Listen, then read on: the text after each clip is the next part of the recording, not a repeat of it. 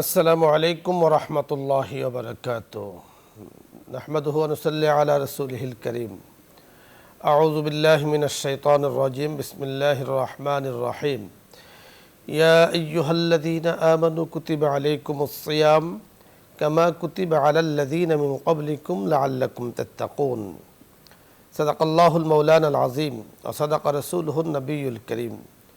সুপ্রিয় দর্শক মণ্ডলী, মহান আল্লাহ তাআলার দরবারে শুকরিয়া আদায় করছি। আল্লাহ রাব্বি করিম আমাদেরকে আজকের দিনের এই সময় ইসলামের গুরুত্বপূর্ণ বিষয় নিয়ে আপনাদের সামনে হাজির হওয়ার তৌফিক দান করেছেন। আপনাদেরকে আপনাদের প্রিয় অনুষ্ঠান ইসলাম আমরার সাথে যুক্ত থাকার তৌফিক দান করেছেন। তাই বরাবরের মতো আমি আমজাদ হোসেন হেলালি আছি ইনশাআল্লাহ আপনাদের সাথে। আজকে আমরা যে বিষয় নিয়ে কথা বলবো তা হলো যোগে যোগে রোজা পালন। কোরআনে কারীমে আল্লাহ রাব্বি করিম আমাদেরকে যে বিষয়টি জানিয়ে দিয়েছেন, রোজা পালন শুধু আমাদের উপরে ফরজ করা হয়নি, রোজা পালনের বিধান ছিল হযরত আদম আলাইহিস সালাতু ওয়াস সালাম থেকে নিয়ে রাসূল আকরাম সাল্লাল্লাহু আলাইহি সাল্লাম পর্যন্ত এবং আজ পর্যন্ত। তবে পালনের পদ্ধতি বিভিন্ন ছিল। আজকে এই বিষয় নিয়ে কথা বলবেন বিশিষ্ট ইসলামী চিন্তাবিদ, মিডিয়া আলোচক, সুবক্তা শেখ মুফতি মুজিবুর রহমান ফরাজি, খতিব মহাখালী ছায়ানীর জামে মসজিদ। আসসালামু আলাইকুম ওয়া রাহমাতুল্লাহ। ওয়া আলাইকুম আসসালাম ওয়া রাহমাতুল্লাহি ওয়া বারাকাতুহু। শেখ কেমন আছেন? আলহামদুলিল্লাহ, আপনি কেমন আছেন? জি আলহামদুলিল্লাহ। শেখ, আজকে আপনার কাছে আমরা জানবো যে রোজা পালনের বিধান কোরআনে কারীমের আয়াত দ্বারা আমরা বুঝতে পারছি যে শুধুমাত্র মাহে রমজানের রোজা আমাদের উপরে ফরজ ছিল না, কামা কুতিবা আলাল্লাযীনা মিন ক্বাবলিকুম দ্বারা বোঝা যায় যে আল্লাহ তাআলা আমাদের পূর্বে উম্মত যারা ছিলেন তাদের উপরও রোজা ফরজ ছিল। তো আসলে ওনারা রোজা কিভাবে পালন করতেন আপনার কাছে আমরা বিস্তারিত শুনবো। জি আলহামদুলিল্লাহ, প্রত্যেকটা নবী রাসূলের জন্য রোজার বিধান ছিল। প্রত্যেক যুগে যুগে রোজার বিধান ছিল, তবে ধরন ছিল ভিন্ন। যেমন হযরত ঈসা আলাইহিস সালাতু ওয়াস সালামের জমানায় রোজার বিধান ছিল খাওয়া দাওয়া সব কিছু করতে পারবে, তবে কথা বলতে পারবে না, ইশারায় রোজা। ওয়ালা ইন্নী আব্দুল্লাহ আতানিয়াল কিতাব ওয়া জাআলানি নাবিয়্যা। মারিয়াম আলাইহিস সালাতু ওয়াস সালাম যখন ঈসা আলাইহিস সালাতু ওয়াস সালামকে নিয়ে আসলো, তখন লোকেরা বলা শুরু করলো, হে মরিয়াম, তুমি এই ঘটনা কিভাবে ঘটাইলা? মারিয়াম আলাইহিস সালাতু ওয়াস সালাম ইশারা করলো যে আমি কি রোজা রাখছি, কথা বলতে পারবো না, এই বাচ্চাকে তোমরা জিজ্ঞাসা করো। তারা বলতে লাগলো, ওই দুলনা শিশু কিভাবে কথা বলে? ঈসা আলাইহিস সালাতু ওয়াস সালাম বলা শুরু করেছে, ক্বালা ইন্নী আব্দুল্লাহ আতানিয়াল কিতাব ওয়া জাআলানি নাবিয়্যা। তো এইভাবে হযরতে আদম আলাইহিস সালাতু ওয়াস সালাম উনি লাগাতার 40 বছর রোজা রাখছে।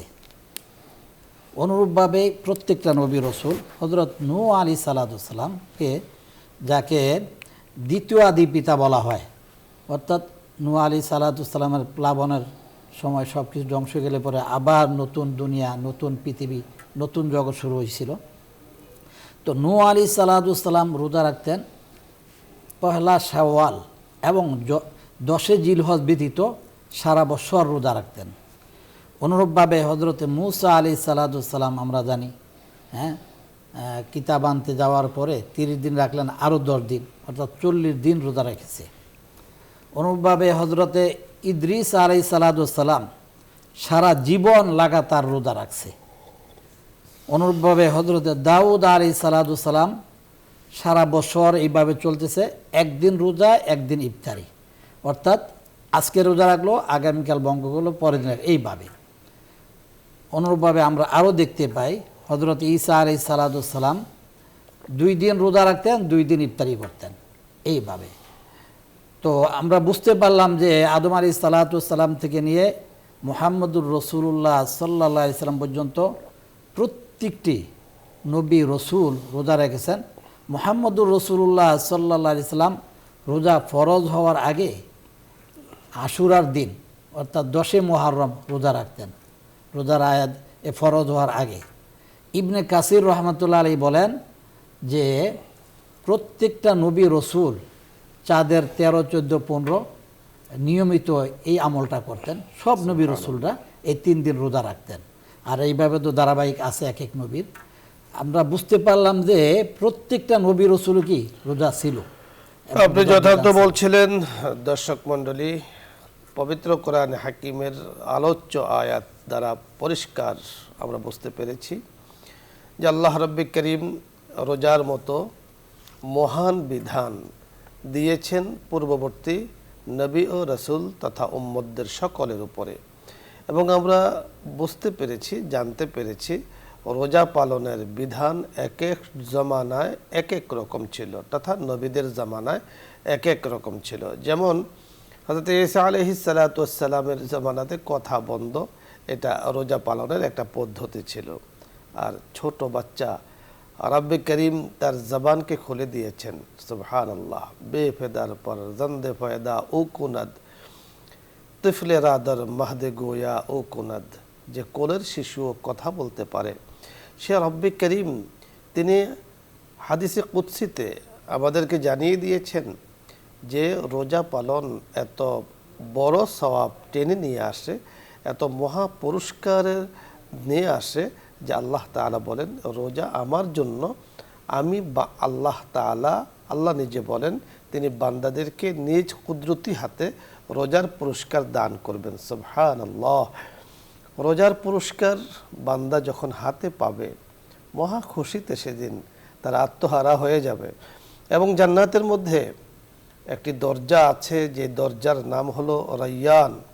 রোজাদার ব্যতীত আর কেউ এই দরজা দিয়ে প্রবেশ করবে না, রোজাদাররাই প্রবেশ করবে। আল্লাহ পাকের পক্ষ থেকে মহা পুরস্কার নিয়ে আল্লাহ পাকের জান্নাতে যাবে সেই ঐতিহাসিক, সেই বরকতময় দরজা দিয়ে। আল্লাহ রাব্বি করিম আমাদেরকে যোগে যোগে নবীরাও রোজা পালন করেছেন, ওনাদের উম্মতেরা রোজা পালন করেছেন। সুতরাং রোজা পালন নতুন কোনো বিধান নয়, এই বিধান আল্লাহ তাআলা পূর্বেও রেখেছেন, পূর্বেও ছিল। তাই আমাদের জন্য অত্যন্ত সহজভাবে আমরা বুঝতে পারি যে নতুন কোনো বিধান নয়, যেহেতু অন্যরাও পালন করেছেন আমরাও পালন করব। খোঁড়া কোনো অজুহাত দাঁড় করিয়ে রোজা পালন থেকে নিজেকে দূরে রাখা, এটা একেবারে অনর্থক, একেবারে গর্হিত কাজ, মহা অপরাধ।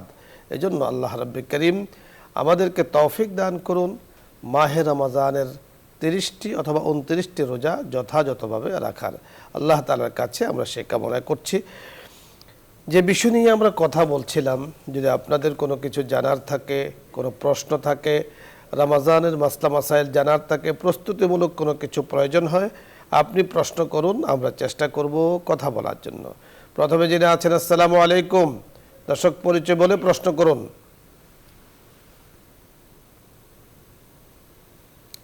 আসসালামু আলাইকুম ওয়া রাহমাতুল্লাহ।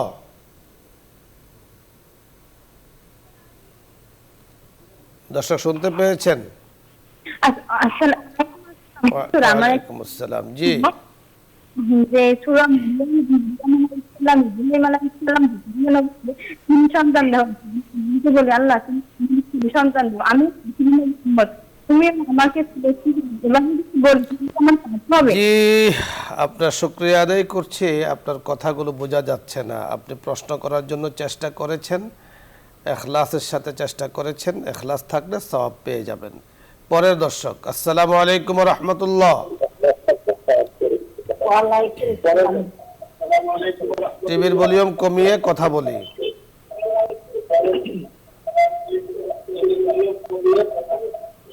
আমার একটা প্রশ্ন, জি বলুন।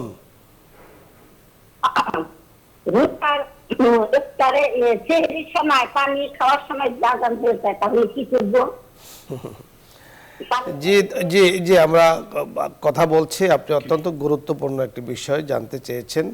অনেক সময় মানুষ এই সমস্যায় পড়ে, অর্থাৎ সাহারি খাওয়াকালীন সময়ে যদি মসজিদে আজান হয়ে যায় তখন কি করণীয়? আসলে তো আজান সেহরি ওয়াক্ত শেষ হওয়ার 1-2 মিনিট পরে হয়, যাক তখনই সাথে সাথে অফ করবে, আর খারার সুযোগ নেই, মুখে যা আছে তাও ফেলাই দিবে। এটা দেখুন, আমাদের জন্য বর্তমানে ইসলামিক ফাউন্ডেশন কর্তৃক রোজা পালনের যেই পঞ্জিকা, ক্যালেন্ডার তারা দিয়ে থাকেন, এবং বিভিন্ন প্রতিষ্ঠান থেকে এই ধরনের রোজার অস্থায়ী ক্যালেন্ডার, স্থায়ী ক্যালেন্ডার তারা দিয়ে থাকেন। সেখানে দুটো টাইম লেখা থাকে, সাহারির শেষ সময়, ফজরের ওয়াক্ত শুরুর সময়। দুটো টাইম লেখা থাকে, মাঝখানে 2-1 মিনিট অথবা 4-5 মিনিট গ্যাপ থাকে। তো আপনি যেটা বলছেন যে আপনি সাহারির শেষ সময় অতিক্রম করে 2-3 মিনিট যেটা আছে সেটাকে অতিক্রম করে আজান যখন হয়েছে তখন খাবার খেয়েছেন। তো এই জন্য মনে রাখতে হবে, সময় চলে যাওয়ার পরে কেউ যদি কোনো খাবার গ্রহণ করে, কোনো আহার গ্রহণ করে, তাহলে তার রোজাটা হবে না। কারণ আপনি যে সময় খেয়েছেন সেই সময় পার হওয়ার পরে খেয়েছেন। এজন্য আপনার প্রশ্নের মাধ্যমে আমরা কথাগুলো বলছি যে আমাদের রোজাদার ভাই বোন যারা আছেন খুবই সতর্ক থাকতে হবে।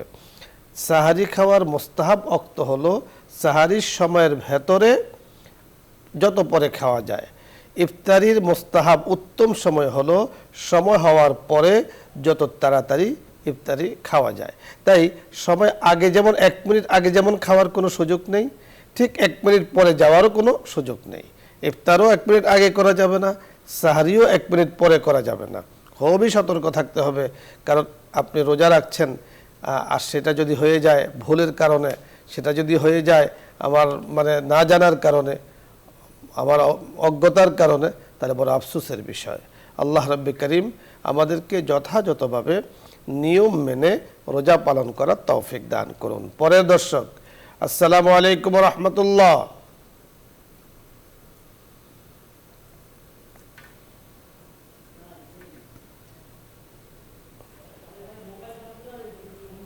দর্শক শুনতে পেয়েছেন? টিভির ভলিউম কমিয়ে প্রশ্ন করি। হ্যালো, আসসালামু আলাইকুম। আমরা কি মিটু বলুন, ওয়ালাইকুম আসসালাম। প্রশ্ন বলুন। আমরা কি মৃত ব্যক্তির জন্য কোনো নামাজ পড়তে পারি? আরেকবার বলুন। মৃত ব্যক্তির জন্য কি কোনো নামাজ পড়তে পারি? জি, ধন্যবাদ আপনাকে।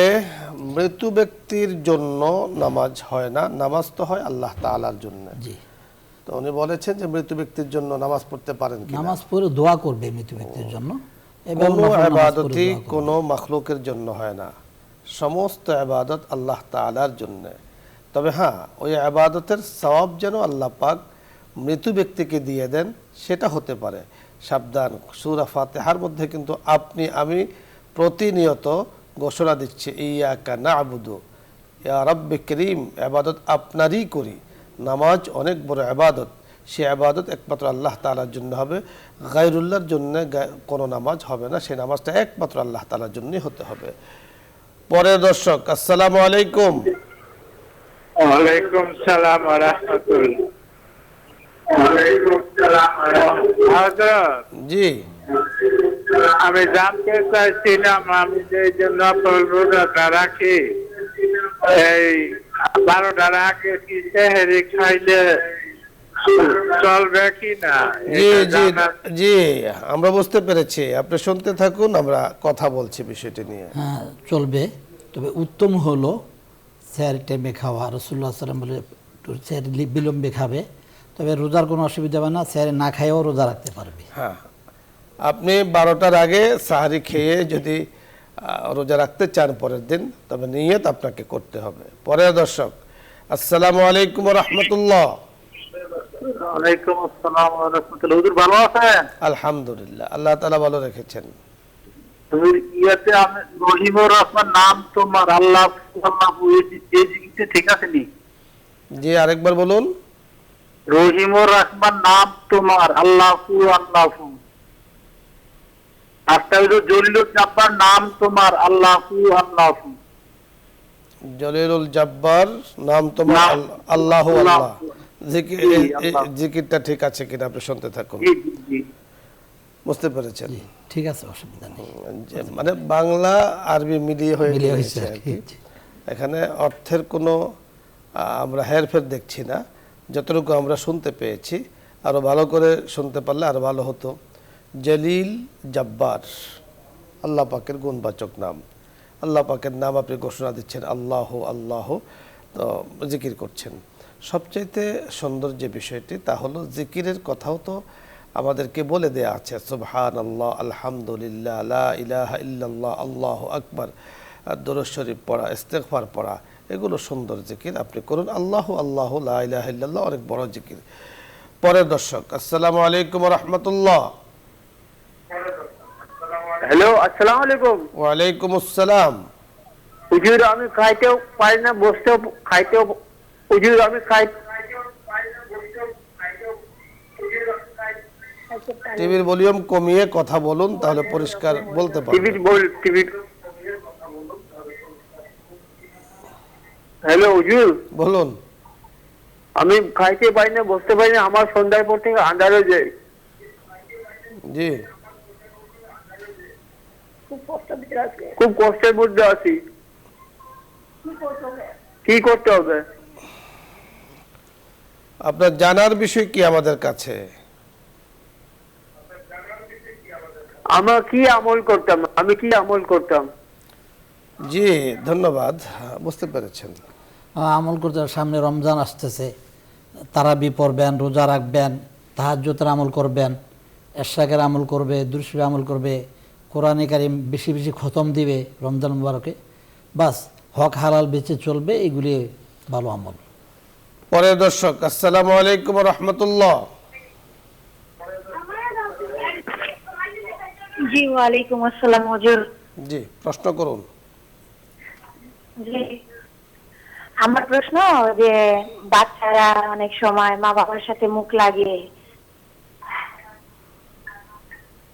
জি, ছোট বড় মানে সব বয়সেরই বাচ্চারা, এদের জন্য মানে কি শাস্তি অথবা শরীয়তের বিধান পরিণাম আছে? কি? ধন্যবাদ, জি, জি। আমরা বুঝতে পেরেছি, আপনি শুনতে থাকুন, বুঝতে পেরেছেন। মানে অনেক সময় দেখা যায় ছোট বাচ্চা, নাবালেগ বাচ্চা যারা আছে, ওরা মা বাবাকে মানে আদর করে, মা বাবাও তাদেরকে আদর করে, চুমু দেয় ইত্যাদি। তো এই ধরনের এগুলো ঠিক আছে কিনা? হ্যাঁ, এগুলি তো করবে না, একটা পর্যায়ে একটা বিষয়টি হলো, আসলে আপনি যেমনটি বলেছেন যে ছোট এবং বড়, আসলে আমাদের শিশু বাচ্চা, আমাদের কোলের বাচ্চা, ওদেরকে স্নেহ মমতা ভালোবাসা মা বাবা দিতেই হবে। ওদের স্নেহ মমতা ভালোবাসা পেয়েই তো ওরা বড় হচ্ছে। হ্যাঁ, ওরাও একটা পর্যায়ে মা বাবাকে, যখন ছোট্ট শিশু, কোলের শিশু, দেখা যাচ্ছে যে মা বাবাকে তারাও আদর করে, মা বাবাও আদর করে, এটাই গর্হিতের কিছু নেই। এবং এই মহাব্বত আল্লাহ পাকের পক্ষ থেকে এসেছে। কিন্তু শরীয়তের বিধান যখন ওদের উপরে চলে এসেছে, সন্তানের উপরে শরীয়তের বিধান যখন চলে আসে, অর্থাৎ নামাজ, রোজা, হক, হালাল, সে অর্থাৎ সাবালেগ যখন হয়ে যায়, বালেগ হয়ে যায়, তখন তাকে বিধিনিষেধ মেনেই চলতে হবে, শরীয়তের নির্দেশনা মেনেই চলতে হবে। কোরআনে কারীমের মধ্যে পরিষ্কার বলে দেয়া আছে যে মা যদি ঘরে থাকে, মার ঘরে ঢোকার জন্য সন্তান হোক, তাকে অনুমতি নিয়ে ঢুকতে হবে, সন্তান যখন একটা পর্যায়ে পৌঁছে যায়, বড় হয়ে যায়। তো এই জন্য শরীয়তের যে বিধান, শরীয়ত তো সুযোগ দিয়েছে, পর্দার বিধান উঠিয়ে দিয়েছে, মা বাবা স্নেহ মমতা সকল কিছু ঠিক আছে, কিন্তু শরীয়তের যে হুকুম দিয়েছে ওই হুকুমগুলো পালন করতে হবে। শায়েখ, ধন্যবাদ আপনাকে। দর্শক মণ্ডলী, আপনাদের সকলকে আজকে এ সুন্দর আয়োজনের পক্ষ থেকে ধন্যবাদ জানাচ্ছি। আপনারা এই সময়ে অত্যন্ত গুরুত্বের সাথে, মহাব্বতের সাথে ইসলাম আমরা এই প্রোগ্রাম দেখেন, নিউজ 24-এর সাথে যুক্ত থাকেন। আল্লাহ তাআলা শুকরিয়া আদায় করছি। আপনাদের জন্য আল্লাহ তাআলার কাছে জাযা খায়রের ফয়সালার জন্য দোয়া করছে। আল্লাহ তাআলা আমাদেরকে তৌফিক দান করুন। তবে আগামী দিন ইনশাআল্লাহ বিকাল 3টা 30 আবার দেখা হচ্ছে, এই আশাবাদ ব্যক্ত করে আজকের মতো বিদায় নিচ্ছি। আসসালামু আলাইকুম ওয়া রাহমাতুল্লাহি ওয়া বারাকাতুহু। দোয়া হবে দুরূদ ইস্তিগফার পাঠ করে। اللهم صل على سيدنا ونبينا وشفيعنا وحبيبنا ومولانا محمد صلى الله عليه وعلى آله وأصحابه وبارك وسلم. أستغفر الله ربي من كل ذنب وأتوب إليه. لا حول ولا قوة إلا بالله العلي العظيم. الحمد لله الذي هدانا لخير الأديان وما كنا لنهتدي لولا أن هدانا الله. ربنا ظلمنا أنفسنا وإن لم تغفر لنا وترحمنا لنكونن من الخاسرين. ربنا لا تزغ قلوبنا بعد إذ هديتنا وهب لنا من لدنك رحمة إنك أنت الوهاب ربنا وآتنا في الدنيا حسنة وفي الآخرة حسنة وقنا عذاب النار رب ارحمهما كما ربياني صغيرا حسبنا الله ونعم الوكيل نعم المولى ونعم النصير রব্বুল আলামিন আমাদের জিন্দেগির গুনাহ খাতাগুলো মাফ করে দাও, নেক আমলগুলো কবুল করে নাও, বেশি বেশি নেক আমল করার তৌফিক দান করো, গুনার কাজ থেকে আমাদেরকে হেফাজত করো।